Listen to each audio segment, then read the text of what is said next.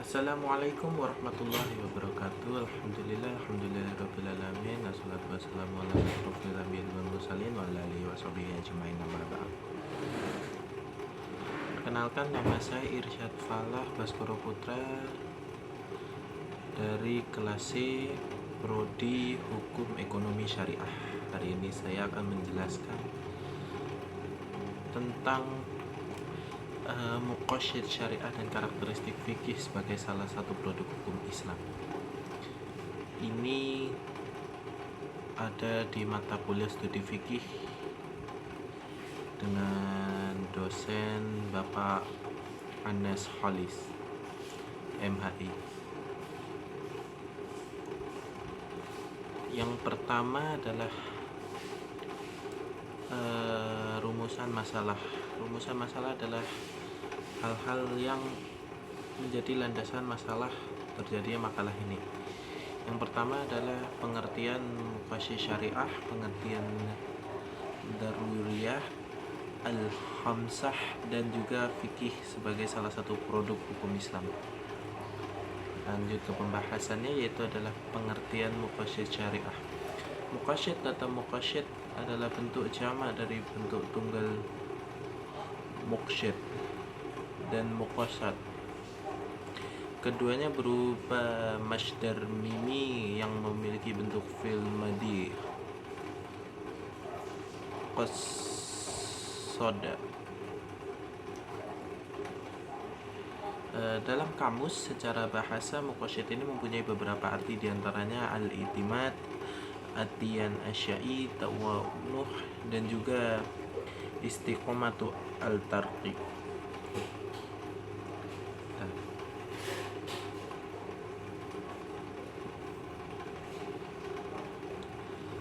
Nah, yang selanjutnya di dalam Al-Quran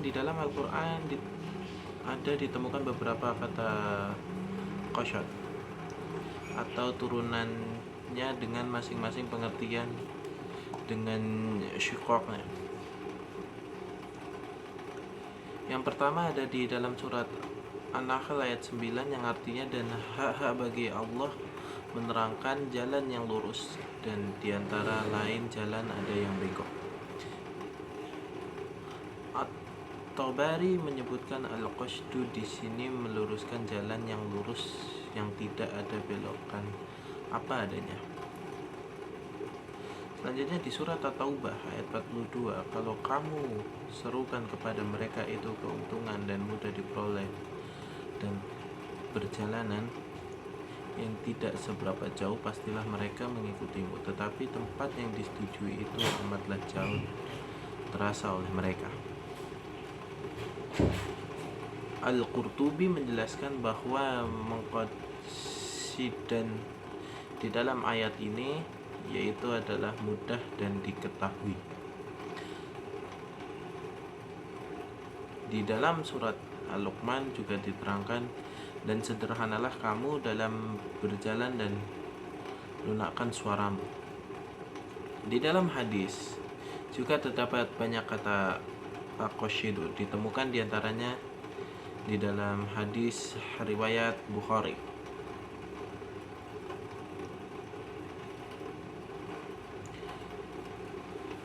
Yang arti dari hadis tersebut adalah dari Abu Hurairah radhiyallahu anhu, Rasulullah Shallallahu alaihi wasallam bersabda bahwasanya tidak satupun dari kalian yang akan selamat. Para sahabat bertanya, engkau juga tidak akan selamat ya Rasulullah? Beliau menjawab, tidak juga saya, kecuali dengan rahmat Allah. Mendekatlah kalian, beribadahlah di waktu pagi, sore, dan sedikit dari malam. Beramallah di pertengahan yang pertengahan kalian pasti akan sampai. Nah, jika adalah syariah, sedangkan kata syariah dalam bahasa kita bisa awali di kamus-kamus bahasa Arab menggunakan ad-din, al-milah, al-minhaj, dan at-tariqah, dan as-sunnah. Nah, sedangkan di dalam Al-Quran kata syariah itu muncul di surat Al-Jasiyah ayat 18, dan juga di surat Al-Maidah ayat 48. Asy-Syura ayat 13 dan juga Asy-Syura ayat 21. Secara istilah, ilmu fikih syariah didefinisikan oleh para ulama sebagai berikut. Ibnu Taimiyah menyebutkan bahwa makna syariah adalah kata syariah atau syara dan syariah terkait dengan yang ditetapkan Allah, baik masalah akidah ataupun amal. Itu disebutkan dalam Ibnu Taimiyah Majmu' Fatwa nomor 19/306. Al-Juraini dalam kitabnya At-Tarifat menyebutkan bahwa syariah adalah beriktimar dengan kewajiban ibadah. Dikatakan syariah adalah jalan agama. Dr. Ma'ana Al-Qatan di dalam kitabnya Asy-Syar'i wal Fiqh fil Islam mengutip dari kitab Hasyaf al-Istihalat menyebutkan bahwa syariat itu apa yang disyariatkan oleh Allah kepada hamba-hambanya dari hukum-hukum yang telah dibawa oleh Nabi dan dari para Nabi, yang terikat dengan keyakinan, ibadah, muamalah, akhlak, dan aturan dalam kehidupan. Nah, sedangkan apa itu muqasyid syariah? Muqasyid syariah, setelah kita makna masing-masing kata, maka kita sekarang juga akan membahas makna pengertian dari muqasyid syariah itu sendiri. Sebagai sebuah nama dari ilmu keislaman, meski sering menyinggung hal-hal yang dengan muqasyid syariah, namun para ulama klasik seperti terdahulu Al-Juwaini, Al-Ghazali, dan Al-Syatibi, pada umumnya mereka tidak mendefinisikan muqasyid syariah secara lengkap. Contoh Al-Ghazali di dalam kitabnya Al-Mustafa hanya menyebutkan ada 5 muqasyid syariah, yaitu memelihara agama, jiwa, akal, keturunan, dan harta. Namun tidak menyebutkan definisi. Memang di dalam kitab yang lain, Syifa Al-Ghali, ada sedikit menyebutkan definisinya, namun itu belum cukup untuk mendapatkan arti keseluruhannya. Demikian juga Asy-Syatibi. Sebagaimana dikomentari oleh Raisun bahwa Asy-Syatibi tidak secara tegas membuatkan definisi muqasyid syariah, meski sangat mendukungnya disebabkan karena sudah dianggap jelas. Dengan demikian, definisi muqasyid syariah hanya kita temukan pada karya ulama modern. Di antara ulama modern tersebut adalah Ibnu Asyur. Muqasyid syariah, beliau mendefinisikan ada 2 macam, yaitu umum dan khusus.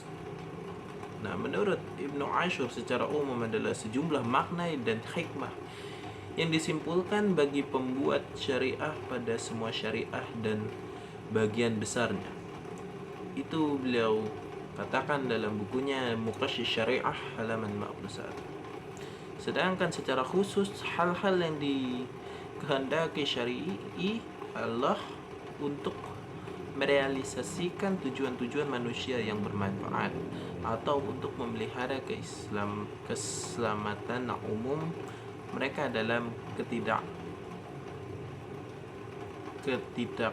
tindakan mereka secara khusus.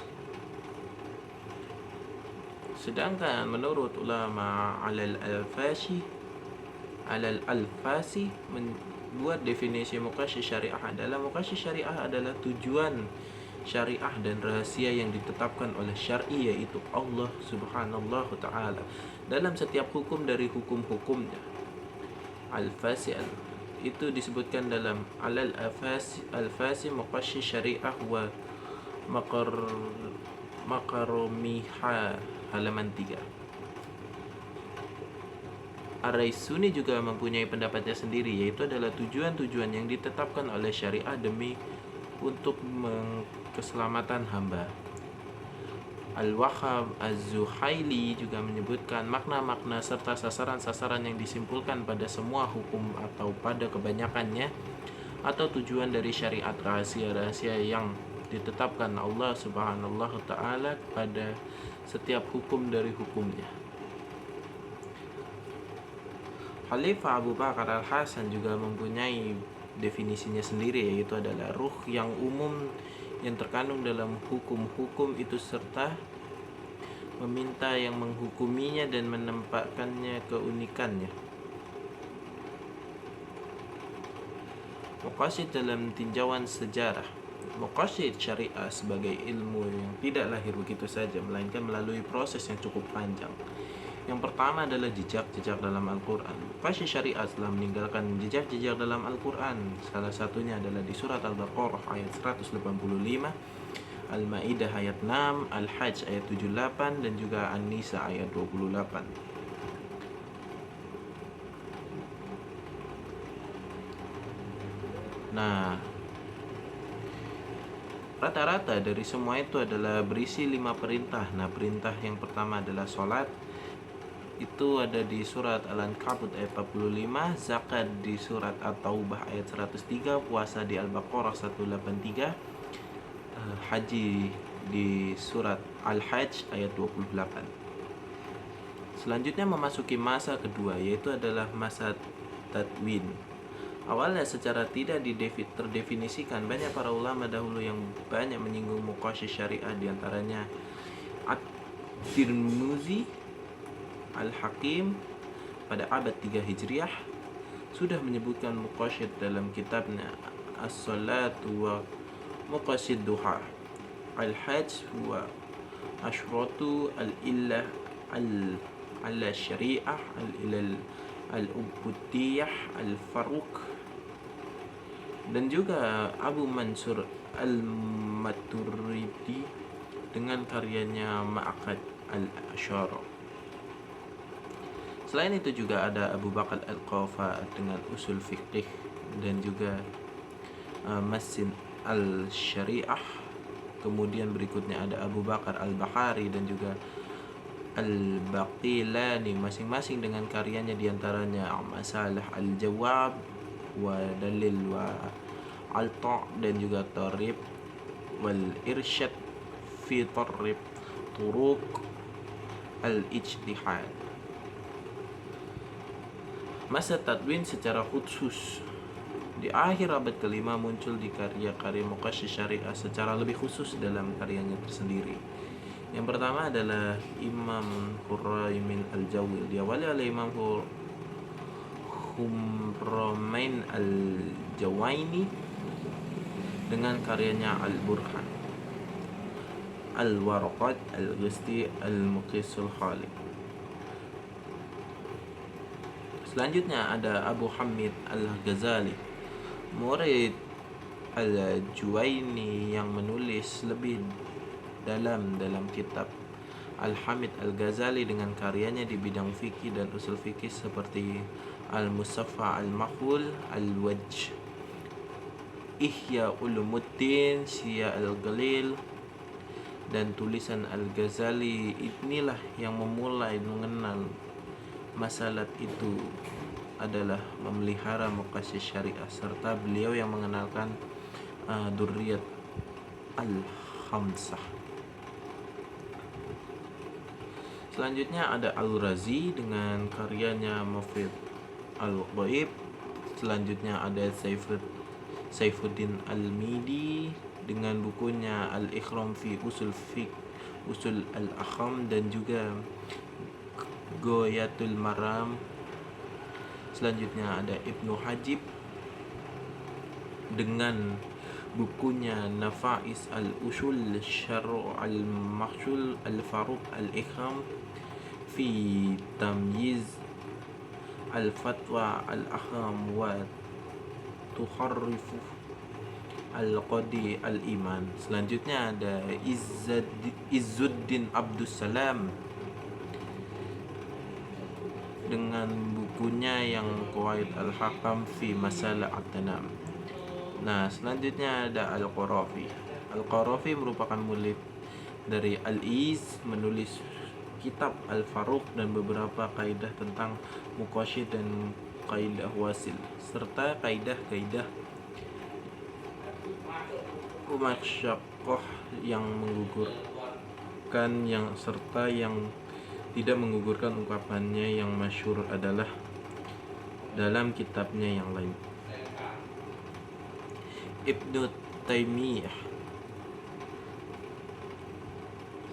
Taimiyah yang menempatkan muqasyih syariah sebagai tujuan ilmu fikih dalam agama, dan bahwa mereka mengingkari adanya muqasyih syariah itu tiap syariah dianggapnya telah ingkar kepada syariat itu sendiri. Musholih sendiri banyak digunakan beliau dalam mutarjih beragam pendapat, misalnya untuk khilaf syariah sebagaimana dituliskan dalam kitabnya Masaltu Al-Hiyal, dan juga pencegahan hal-hal yang dikhawatirkan Asadu Azaz dituliskan dalam kitabnya At-Talil Al-Ahkam. Nah, sedangkan di masa sekarang adalah setelah masa As-Saitibi, nampaknya muqasyih syariah mengalami stagnan boleh jadi karena pengaruh surutnya peradaban Andalusia dan baru muncul setelah melewat masa tidur panjang di abad 15 Hijriah. Nah,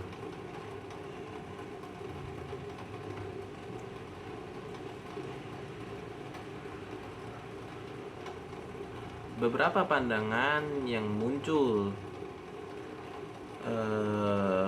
setelah masa tidurnya yaitu adalah kemunculan Ibnu Asyur yang dipandang sebagai bapak muqasyid modern. Beberapa pandangan beliau terkait muqasyid syariah yang berbeda dengan para pendahulunya. Pertama, perlunya menjadikan muqasyid syariah sebuah disiplin ilmu tersendiri. Yang kedua adalah kolerasi al-fitrah as-samahah al-musawwat al-hurriyah dalam konteks muqasyid syariah. Yang menarik dari pemikiran adalah perlunya menjadikan muqasyid syariah sebagai sebuah ilmu disiplin tersendiri, namun pembaruan tersebut berangkat dengan cara melakukan pemilihan antara dalil-dalil absolut dengan dalil-dalil yang relatif. Artinya, perlu dikelompokkan antara dalil-dalil yang disepakati seluruhnya oleh ulama dengan dalil-dalil yang mengandung perbedaan pemahaman di kalangan ulama. Menurut ilmu usul, tetap dalam kondisinya ada, sementara ilmu muqasyid syariah berperan sebagai landasan filosofis dari proses penggalian hukum yang merupakan objek kajian ilmu usul fikih. Wacana tentang independensi muqasyid syariah pertama kali digulirkan oleh Tohir Ibn Asyur dalam karyanya Muqasyid Syariah Al-Islamiyah. Meskipun sudah ada yang mengumumkan dan adanya urgensitas kajian ini seperti Al-Qarafi dalam Al-Faruqnya atau Asy-Syatibi, akan tetapi belum Ibnu Asyur tersebut belum ada satupun yang mewacanakan independensi muqasyid syariah itu dari usul fikih. Bahkan Wabah Az-Zuhaili masih memasukkan kajian muqasyid syariah dalam kitab usul fikih Al-Islami karyanya di masa modern. Selain Ibnu Asyur juga kita menemukan beberapa utama yang menulis tentang muqasyid syariah seperti Al-Alfasi dengan karyanya Muqasyid Asy-Syariah Al-Islamiyah wal Muqarrimuha, dan juga Raisuni dengan kitabnya Nazariyah Al-Muqasyid Inda Asy-Syaitibi, Syekh Muhammad Ibnul Habib Al-Hujjah dengan kitabnya Muqasyid Asy-Syariah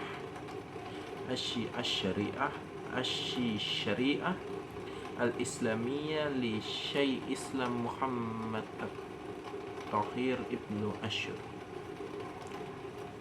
Nah, selanjutnya ada urgensi muqasyid syariah. Adapun urgensi muqasyid syariah khususnya seorang mujahid ahli hukum Islam atau peneliti Muhammad Az-Zuhaili merangkumnya menjadi 5 poin, yaitu pertama, muqasyid bisa dijadikan alat bantuan bagi mereka yang mengetahui hukum syariah, baik yang bersifat universal kuliah maupun yang bersifat parsial juz'iyah dari dalil-dalil yang pokok dan cabang. Kedua, muqasyid yang dapat membantu mereka dalam memahami teks-teks syariat, mengimplementasikan dengan benar, khususnya dalam lataran implementasi ke teks ke dalam realitas. Ketiga, muqasyid dalam membantu mereka dalam menentukan makna yang dimaksud oleh teks tepat, khususnya ketika berhadapan dengan lafaz yang memiliki lebih dari satu makna.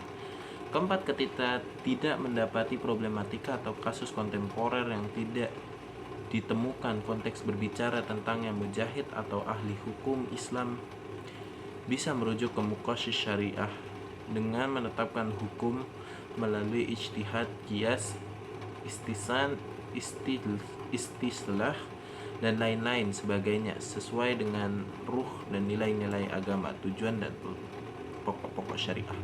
Kelima, muqasyid syariah dapat membantu orang mujahid, hakim, dan ahli hukum Islam dalam melakukan tarikh dalam masalah hukum Islam.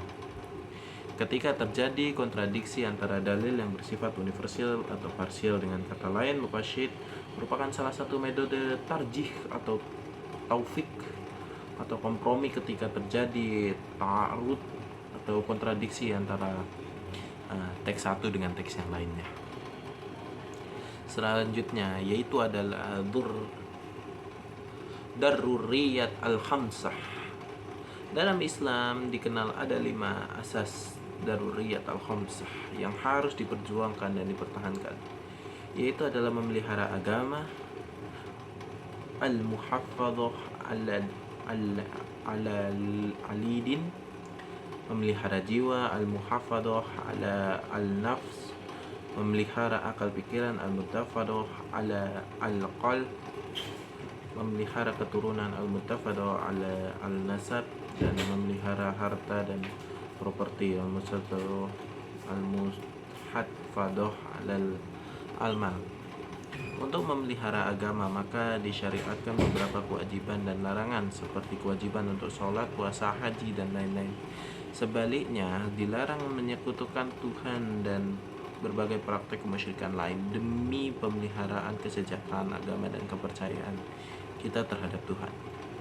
Nah, Duriyat menurut Al-Ghazali adalah beragam maslahat yang menjamin terjaganya tujuan yang 5, yaitu memelihara agama, nyawa, akal, harta, dan nasab. Sedangkan Asy-Syatibi mendefinisikan sesuatu yang bagus ada dalam rangka menegakkan musola, agama, dan dunia, di mana juga tidak ada, maka musalla dunia tidak akan tegak, malah jadi rusak. Nah, agama Islam adalah agama yang melindungi dan memelihara hal itu dengan dasar ayat Al-Quran sebagai berikut. Terdapat di surat Al-An'am ayat 150 dan sampai 151. Dalam Quran dikatakan, marilah kubacakan apa yang diharamkan atas kamu oleh Tuhanmu, yaitu janganlah kamu mempersekutukan Dia, berbuat baiklah terhadap kedua orang tua, ibu dan bapa, dan janganlah kamu membunuh anak-anak kamu karena takut kemiskinan, dan kami akan memberi rezeki kepadamu dan kepada mereka, dan janganlah kamu mendekati perbuatan-perbuatan yang keji, baik nampak di antaranya maupun yang tersembunyi, dan janganlah membunuh jiwa yang diharamkan Allah melainkan dengan suatu sebab yang benar, demikian itu yang dipertahankan kepadamu supaya kamu memahaminya. Menurut Al-Yubi, 2 ayat di atas sebenarnya sudah mencakup 5 pemeliharaan, yaitu adalah memelihara agama, jiwa, akal pikiran, memelihara keturunan, dan juga memelihara harta dan properti. Yang pertama adalah memelihara agama. Syariat Islam pada dasarnya diturunkan untuk menjaga eksistensi semua agama, baik agama itu masih berlaku, yaitu agama yang dibawa oleh Nabi Muhammad SAW, atau agama-agama sebelumnya yang di beberapa ayat Al-Quran menjamin itu. Di antara lain, di surat Al-Baqarah 256, tidak ada paksaan untuk memasuki agama Islam. Dan juga di surat Al-Hajj ayat 40, dan sekiranya Allah tidak menolak keganasan sebagian manusia dengan sebagian yang lain, tentulah dengan dirobohkannya biara-biara Nasrani, gereja-gereja, rumah-rumah ibadah orang Yahudi, dan masjid-masjid yang di dalamnya banyak disebut nama Allah. Jadi Allah tidak memaksa, agama Islam itu tidak memaksa untuk masuk ke dalam agamanya, melainkan hidup berdampingan dengan agama-agama lain. Selanjutnya adalah memelihara nyawa. Syariat Islam menghargai nyawa seorang, bukan hanya nyawa pemeluk Islam, bahkan meski nyawa orang kafir atau nyawa jahat sekali pun. Adanya hukum qisas menjadi jaminan tidak boleh menghilangkan nyawa. Itu disebutkan oleh Allah dalam surat Al-Maidah ayat 32 dan juga surat Al-Baqarah ayat 179. Yang selanjutnya adalah memelihara akal. Syariat Islam sangat menghargai akal manusia sehingga mengharamkan baginya meminum khamr, biar tidak mabuk lantaran meniaga agar akalnya tetap waras. Ini disebutkan oleh Allah dalam surat Al-Baqarah ayat 219. Selain itu, syariat Islam juga menghargai nilai-nilai orang yang berilmu. Yang selanjutnya adalah memelihara nazab. Syariat Islam menjaga nasab lewat diharamkannya perzinaan, di mana pelakunya akan dihukum cambuk atau dirajam. Allah berkata dalam surat An-Nur ayat 2 dan juga hadis Bukhari yang berbunyi, wahai Unais, datangilah wanita itu, dan bila dia mengaku zina maka rajamlah. Yang selanjutnya adalah memelihara harta. Syariat Islam sangat menghargai harta milik seseorang sehingga mengancam siapa yang mencuri harta hukumannya dipotong tangannya. Itu disebutkan oleh Allah dalam surat Al-Maidah ayat 38. Selanjutnya, karakteristik fikih sebagai salah satu produk hukum Islam. Dalam sejarah perkembangan pemikiran orang Islam, hukum Islam, ada 4 produk hukum Islam. Pertama, fikih, yaitu opini ulama, hukum yang tertuang dalam kitab-kitab fikih. Kitab-kitab fikih yang dimaksud adalah karya-karya ulama yang disusun dan dikondisifikasikan sejak abad kedua Hijriah. Keseluruhan opini hukum yang tertuang dalam kitab-kitab fikih ini dikategorikan sebagai fikih klasik. Dan kesimpulan dari makalah ini adalah Islam melarang keras tindakan pembunuhan dengan ancaman serupa demi untuk memelihara dan mempertahankan hidup. Kita juga dilarang mengkonsumsi alkohol dan juga sesuatu yang memabukkan, termasuk narkoba, demi untuk memelihara akal. Kita dilarang berzina untuk memelihara kesehatan dan keutuhan keluarga, keutuhan keturunan. Kita juga dilarang mencuri demi mempertahankan harta benda dan properti.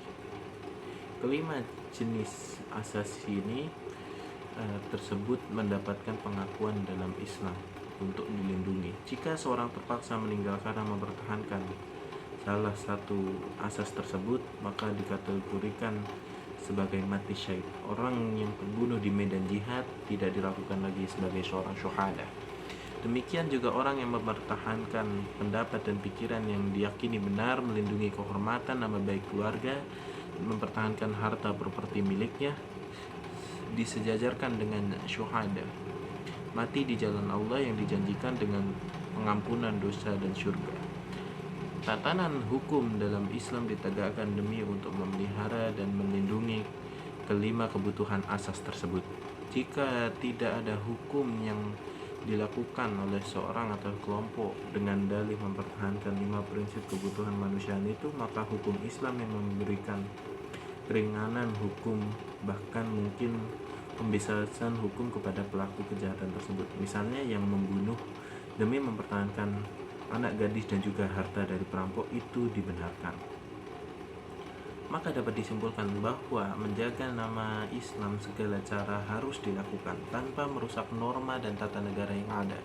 Dan demi menjaga nama Islam, maka kita harus rela berkorban dan harus rela gugur.